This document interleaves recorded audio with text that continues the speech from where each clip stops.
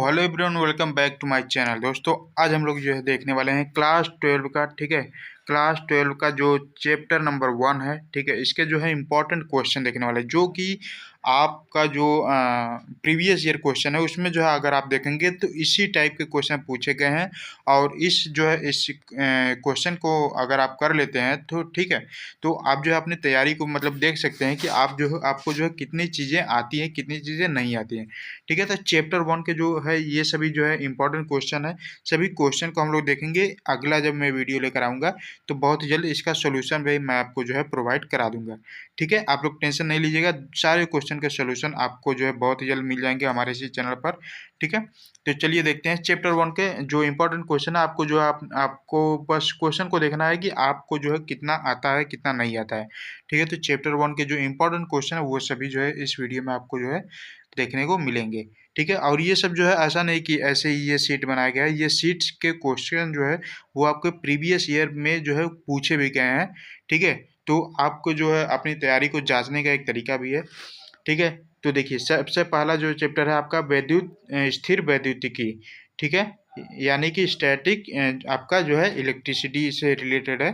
ठीक है, इलेक्ट्रिसिटी मतलब कि ये जो है आवेश से संबंधित जो विद्युत से संबंधित होता है। ठीक है, वही जो है पहला चैप्टर है।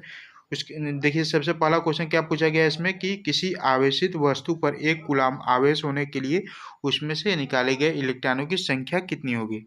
ठीक है, यानी कि उसमें जो इलेक्ट्रॉन निकाले गए हैं। ठीक है, तो ये जो है आपका ज़्यादातर चीज़ें इसमें जो है आपका फार्मूला बेस होता है। ठीक है, जैसे Q बराबर एन ई। ठीक है, जो छोटे छोटे फार्मूले हैं। और Q बराबर एक होता है आई टी। ठीक है, और आपका जो है भी बराबर आई आर। ठीक है, ये सब जैसे कूलाम के नियम वगैरह। इस जो ज़्यादातर क्वेश्चन जो है आपका जो न्यूमेरिकल क्वेश्चन है वो जो है आपका फार्मूला बेस्ड क्वेश्चन है। ठीक है, तो फार्मूले में रखकर भी आप जो है इसमें देख सकते हैं कि कौन कौन से क्वेश्चन के आंसर आपको जो है आ रहे हैं। ठीक है, जैसे ऑप्शन ए दिया हुआ है 6.25 इंटू 10⁻18। ठीक है, और उसके बाद जो है 6.25 इंटू 10⁸8। ठीक है, उसके बाद जो है 6.25 इंटू 10⁻23। उसके बाद जो है नेक्स्ट ऑप्शन है आपका इनमें से कोई नहीं। ठीक है, क्वेश्चन नंबर 2 देखिए क्या है। इलेक्ट्रॉन या प्रोटॉन पर आवेश कितना होता है। ठीक है, इलेक्ट्रॉन या प्रोटॉन देखिए ऑब्लिक दिया हुआ है। इलेक्ट्रॉन या प्रोटॉन मतलब कि इलेक्ट्रॉन पर भी जितना चार्ज होता है उतना ही चार्ज जो है प्रोटॉन पर भी होता है। ठीक है, तो ये तो जो है सिंपल सा क्वेश्चन है, आप जो है देख सकते हैं जिनमें से कौन सा क्वेश्चन आप लोग जो है हमें कमेंट करके बताइएगा। ठीक है, दूसरा वाला क्वेश्चन का आंसर आप लोग जो है हमें कमेंट करके बताएंगे। ठीक है, उसके बाद देखिए क्वेश्चन नंबर 3 आपसे क्या पूछा गया कि आर दूरी से विलग दो इलेक्ट्रॉनों के बीच लगने वाला बल समानुपाती होता है। किसके समानुपाती होता है, आर स्क्वायर के या फिर आर के या फिर आर इनवर्स के या फिर R-2 के। ठीक है, जो इलेक्ट्रॉनों के बीच लगने वाला बल होता है, ठीक है, या बराबर क्या होता है 1/4πε0 Q1 Q2 अपन जो है आर स्क्वायर। ठीक है, तो आपसे क्या पूछा देखिए आप यहाँ देखिए थोड़ा सा बस सारे क्वेश्चन जो है ना थोड़े थोड़े बस दिमाग लगाएंगे आपको जो है आ जाएगा। जैसे देखिए क्वेश्चन नंबर 3 में क्या पूछा है, आर से विलग दो इलेक्ट्रॉनों के बीच लगने वाला बल जो है किसके समानुपाती होता है। अब इसमें देखिए आर स्क्वायर है आर इनवर्स है R⁻² है। अब आप सोच रहे हैं कि भाई आर तो जो है नीचे होता है, जैसे 1/4πε0 Q1 Q2 upon are square होता है। ठीक है, जैसे Q1 Q2 अपॉन जो है नीचे जो है आर स्क्वायर होता है। तो आर स्क्वायर के तो व्युत्क्रमानुपाती होता है, लेकिन इसमें तो जो है अनुक्रमानुपाती पूछा है। ठीक है, तो थोड़ा देखिए दिमाग लगाएंगे।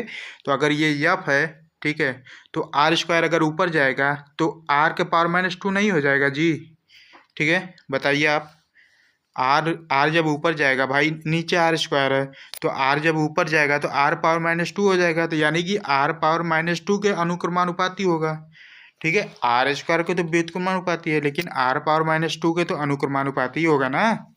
ठीक है, तो थोड़ा थोड़ा बस दिमाग लगाएंगे। आपका जो ऑप्शन है वो सभी जो है अच्छे दिए हुए हैं। ऐसा नहीं है कि आप सोच रहे होंगे कि अरे सर आर स्क्वायर के व्युत्क्रमानुपाती होता है तो यहाँ पर जो है समानुपाती दे दिया तो ये तो क्वेश्चन ही गलत है। तो क्वेश्चन गलत नहीं है, बस थोड़ा सा दिमाग का जो है भाई इंटर में पढ़ रहे हैं, इसके बाद जो है IIT का जो है एग्ज़ाम देंगे। ठीक है, नीट ट्यूट का वगैरह का एग्ज़ाम देंगे और जो है BSc MSc करेंगे, तो इतना दिमाग तो आपके पास होना चाहिए। ठीक है, अनुक्रमानुपाती क्या होता है, व्युत्क्रमानुपाती क्या होता है।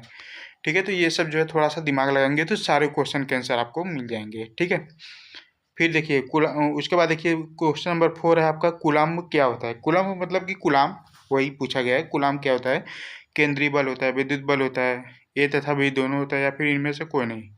ठीक है। क्वेश्चन नंबर 5 देखिए, अगर दो आवेशों के बीच की दूरी आधी कर दी जाए तो उनके बीच लगने वाला बल कितना हो जाएगा। ठीक है, दूरी को देखिए आधी कर दी जाए। ठीक है, अब यहाँ पर देखिए थोड़ा सा मैं आपको बता देता हूँ। ठीक है, देखिए दूरी को आधी कर दी जाए यानी कि आर को, आर के स्थान पर जो है r/2 रख दिया जाए। ठीक है, तो ये जो है सीधा सीधा आपका जो है 4 गुना हो जाएगा। अब कैसे 4 गुना होगा ये हम नहीं जानते। ठीक है, ये आप लोग अपना दिमाग लगाइएगा। ठीक है, उसके बाद देखिए क्या दिया हुआ है क्वेश्चन नंबर 6 कि 1 स्टैटिक कूलाम कितने के बराबर होता है। ठीक है, ये आपको बताना है। फिर उसके बाद देखिए 1 कूलाम आवेश कितने के बराबर होता है, ये आपको बताना है। क्वेश्चन नंबर 8 में देखिए क्या पूछा गया है कि 1 कूलाम वह आवेश है जो शून्य में, ठीक है, 1 मीटर की दूरी पर स्थित समान आवेश पर बल लगाता है। कितना बल लगाता है ये आपको बताना है। ठीक है, 9 गुणा 10 के घाते 9, ऐसा ही तो कुछ होता है, कहीं तो देखा ही होगा भाई, पहला चैप्टर पढ़े हैं तो ऐसा कुछ देखा है, 9 गुणे 10 के घाते 9 मीटर। ठीक है, यफ जो यफ बराबर होता है, हमने इसको जो है अपने इसी चैनल पर जो है प्रूव भी करा है। यफ बराबर 9 गुणे 10 के घाते 9 into f by r square, या फिर Q1 Q2 upon R square. ठीक है, 1/4 पाई एप्सिलॉन नॉट का मान जो है 9 गुणे 10 के घाते 9 होता है। ठीक है, 1/4 पाई एप्सिलॉन नॉट बराबर 9 गुणे 10 के घाते 9। ठीक है, ऐसा कहीं प्रूव कराया है, कहीं तो सुना ही होगा। ठीक है, फिर देखिए क्वेश्चन नंबर 9 में क्या पूछा गया है कि एक सरल रेखा पर बराबर दूरी पर स्थित 3 बिंदुओं पर क्रमशः 3 कूलाम और +3 कूलाम, +कूलाम और क्यू आवेश रखे जाते हैं। यदि +Q पर कुल परिणामी बल शून्य हो तो का मान क्या होगा। शून्य हो तो आपका जो है कुल परिणामी बल शून्य हो तो इसमें जो है कुल आवेश का मान क्या होगा। ठीक है, ये इसमें कहने का मतलब है। ठीक है, फिर इसके बाद देखिए क्वेश्चन नंबर 10 पूछा गया है, किसी माध्यम का आपेक्षिक अपवर्तनांक वैद्युत परावैद्युतांक ER बराबर होती है, किसके बराबर होती है आपको बताना है। ठीक है, एप्सिलॉन नॉट का मान क्या होता है। ठीक है, यानी कि एप्सिलॉन नॉट का आपका जो है मात्रक पूछा है। ठीक है, उसके बाद देखिए क्वेश्चन नंबर 12 है, मुक्त आकाश की परावैद्युतशीलता होती है, कितनी होती है ये आपको बताना है। फिर जो है 13 नंबर पूछा है कि किसी अचालक पदार्थ के गोले को आवेश देने पर वह वितरित हो जाता है। ठीक है, कहाँ पर वितरित हो जाता है, सतह पर ही वितरित होगा। ठीक है, या फिर कहाँ पर वितरित होगा ये हम नहीं जानते, आप लोगों को बताना है। ठीक है, बाकी जब मैं इसका सोल्यूशन कराऊंगा तो आपको जो है सारे क्वेश्चन का आंसर जो है आपको बहुत ही जल्द करा दूंगा। ठीक है, इसके बाद देखिए 14 नंबर पूछा गया है कि परावैद्युतता का एसआई मात्रक क्या होता है। ठीक है, इससे ये जो है मात्रक पूछा गया है, मतलब मात्रक तो अगर आपको फार्मूला याद है तो मात्रक तो वैसे ही निकाल लेंगे। ठीक है, किसी परावैद्युत का परावैद्युतांक यदि ER, ठीक है, ER नहीं है मतलब कि वो जो है एप्सिलॉन R है। ठीक है, एप्सिलॉन R है और उनमें विनम्र, ठीक है, विनग्र दो बिंदु आवेशों के बीच क्रियाशील बल F हो तो परावैद्युत को हटा देने पर उन दोनों आवेशों के बीच क्रियाशील बल हो जाएगा। कितना हो जाएगा ये आपको बताना है। फिर जो है देखिए 16 नंबर पूछा गया है कि एक स्थिर वैद्युत आवेश उत्पन्न करता है, कितना उत्पन्न करता है ये आपको बताना है। स्थिर विद्युत क्षेत्र होता है, कैसा होता है ये आपको बताना है। ठीक है, फिर देखिए क्वेश्चन नंबर कितना आ गया भाई, क्वेश्चन नंबर 18। क्वेश्चन नंबर 18 में देखिए क्या पूछा गया है, किसी बिंदु आवेश Q से R दूरी पर स्थित विद्युत क्षेत्र की तीव्रता का परिणाम क्या होगा, ये आपको बताना फार्मूले से। ठीक है, और उसके बाद देखिए 19 नंबर पूछा गया है कि इनमें से कौन विद्युतीय क्षेत्र की तीव्रता का मात्रक है।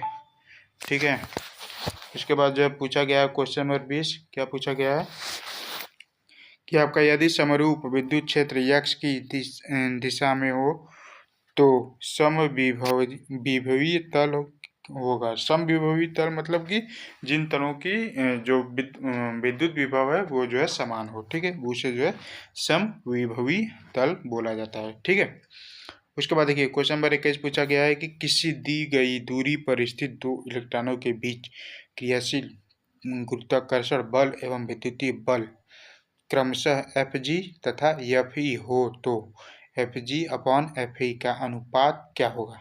ठीक है, ये आपको जो है बताना है। ठीक है, क्वेश्चन नंबर 22 देखिए, किसी घिरे हुए बंद पृष्ठ पर विद्युतीय फ्लक्स भीतर स्थित आवेश का कितना गुना होता है। ठीक है, 1/ε0 गुना होता है, पता नहीं। ठीक है, सारे क्वेश्चन जो है मैं आपको कराऊंगा, लेकिन अभी मैं कुछ नहीं बता सकता, आपको ही इसका आंसर देना है। ठीक है, दिमाग लगाइए कहाँ पढ़ा है। ठीक है, उसके बाद देखिए कुछ क्वेश्चन नंबर 23 है, आपसे इससे पूछा गया है कि आवेशित खोखले गोलीय चालक के अंदर विद्युत तीव्रता कितनी होती है, ये आपको बताना है। ठीक है, क्वेश्चन नंबर 24 है आपका जो है किसी आवेशित चालक के सतह बिंदु पर विद्युत क्षेत्र का मान क्या होता है। ठीक है, फिर जो है 25 नंबर देखिए पूछा गया है कि यदि गोले पर 10 माइक्रोकूलाम आवेश हो तो उसकी सतह पर विद्युत फ्लक्स कितना होगा। ठीक है, क्वेश्चन नंबर 26 है, एक आवेशित चालक के किसी बिंदु पर विद्युत क्षेत्र की तीव्रता क्या होगी। ठीक है, ये आपको बताना है। फिर जो है 27 नंबर पूछा गया है कि अनंत लंबाई वाले आवेशित चालक के अक्ष से r दूरी पर इस विद्युत क्षेत्र क्या होगा। ठीक है, क्वेश्चन नंबर 28 पूछा गया है, चालक पदार्थ से बने असीमित आवेशित पतली चादर की सतह के निकट स्थित किसी बिंदु पर विद्युत क्षेत्र का मान क्या होता है। ठीक है, 29 नंबर पूछा है 29 नंबर, विद्युत तीव्रता का मात्रक होता है। ठीक है, क्या होता है विद्युत तीव्रता, मतलब विद्युत क्षेत्र की तीव्रता वही। ठीक है, क्वेश्चन नंबर 30 है देखिए, दो गोलों की त्रिज्या r1 और r2 है, इनके आवेशित करने पर इनके आवेश के पृष्ठ घनत्व समान है, इनके पृष्ठों पर विभवों का अनुपात क्या होगा। ठीक है, पृष्ठ घनत्व समान है तो इनके विभवों का अनुपात पूछा गया है। ठीक है, 31 नंबर देखिए क्या है, ई बराबर जीरो वाले, ई बराबर जीरो मतलब कि विद्युत क्षेत्र की तीव्रता जहाँ पर जीरो। ठीक है, ई बराबर जीरो वाले क्षेत्र में विद्युत विभव, ठीक है, क्षेत्र में विभव भी का दूरी r के साथ विचरण होगा, यानी कि इसमें जो है संबंध पूछा है। ठीक है, b बराबर आई आर होता है, तो जो है आप समझ सकते हैं जो भी होगा। ठीक है, 32 नंबर देखिए पूछा है 32 नंबर की, निम्नलिखित में विद्युत क्षेत्र E तथा विद्युत विभव V के बीच सही संबंध क्या है।